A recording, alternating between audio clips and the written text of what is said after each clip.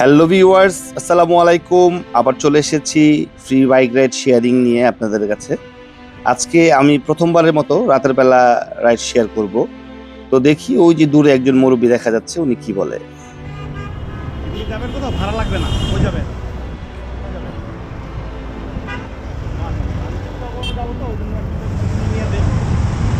উত্তরা পর্যন্ত ফ্রি যেতে পারবেন, উত্তরা পর্যন্ত।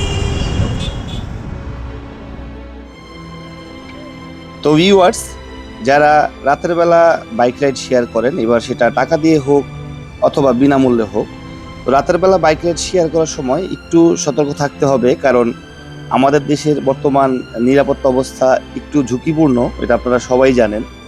তো এই সময়ে যদি আমরা এই যেখানে সেখানে চলে যাই বাইক রাইড বা গাড়ি রাইড শেয়ার করতে গিয়ে, তাহলে আমরা বিপদে পড়বো, এই আশঙ্কাটা থেকেই যায়। তো আমাদেরকে এই জন্য একটু বিশেষ নজর রাখতে হবে। কারণ আমরা বাইক নিয়ে বা গাড়ি নিয়ে চিপা চাপায় বা এলাকার ভিতরে অলিতে গলিতে অচেনা জায়গায় অচেনা মানুষ নিয়ে যাওয়াটা সত্যি অনেকটা বিপজ্জনক। তো ভিউয়ার্স, রাতের বেলা বাইক রাইড শেয়ার করি আমি এই প্রথমবারের মতো। তো এটা আমার একটা নতুন অভিজ্ঞতা। আমি বনানী থেকে একজন ভাইয়াকে নিয়ে নিছি, উনি মাওনা যাবে।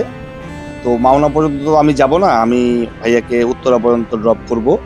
তো ভিউয়ার্স, আপনারা দেখতে পাচ্ছেন আমার পেছনে ভাইয়াটা বসে আছে এবং সে তার বিভিন্ন ধরনের গল্প চালায় যাচ্ছে আমার সাথে। তো মানুষের জীবনের কত রকম গল্পই না থাকে, এটা আসলে কাকতালীয়ভাবে অনেকের সাথে মিলে যায়।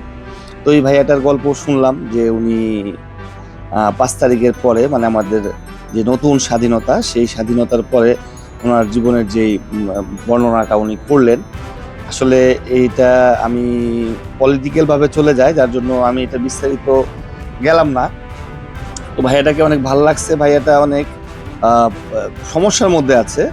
আসলে সমস্যা নিয়ে আমাদের জীবন, আমরা প্রত্যেকেই কোনো না কোনো সমস্যার মধ্যে জীবন অতিবাহিত করতেছি। তো ভিউয়ার্স, আমি ভাইয়াকে উত্তরা আজমপুর পর্যন্ত নিয়ে যাব। ওইখান থেকে ওনাকে গাড়িতে উঠাই দিব ইনশাল্লাহ, যাতে উনি নিরাপদে আর স্বাভাবিকভাবে যেতে পারে মাওনাতে। ভাইয়ার বাসা মাওনাতে।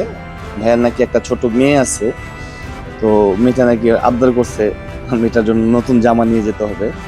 তো ভাইয়াটা একটা নতুন জামা নিছে, তো আমাকে বললো যে বাচ্চাটার জন্য একটা নতুন জামা নিছি। তো আসলে আমার তো ওইরকম কেউ নেই যার জন্য আমি নিয়ে যাব, যার জন্য আমি অপরিচিত কাউকে না কাউকে সবসময় কোনো কিছু দেওয়ার, বা এই যে দেখেন গাড়িটা আমাকে কিভাবে চাপ দিতেছে, দেখেন এটা আমাদের একটা প্রবলেম যে আমাদের দেশে যানজটের কারণ খুঁজি আমরা। আসলে আমাদের দেশের যানজটের মূল কারণ হলো এগুলি, যে তারা বাস কোম্পানির বাসগুলি এক কোম্পানির বাস অন্য কোম্পানির বাসকে এইভাবে পথ আটকিয়ে দাঁড়িয়ে থাকে, যার জন্য আমাদের সাধারণ মানুষের ভোগান্তি হয়। তো দয়া কইরা আমি বাস ড্রাইভারদেরকে বা বাস কোম্পানির যারা ঊর্ধ্বতন কর্মকর্তা আছে তাদেরকে আমি এই ব্যাপারটাতে অনুরোধ করব, যাতে অন্তত এই ধরনের প্রতিযোগিতা করে আমাদের সাধারণ মানুষদেরকে হয়রানি না করে। তো ভিউয়ার্স, ভালো থাকবেন সবাই। আসসালামু আলাইকুম।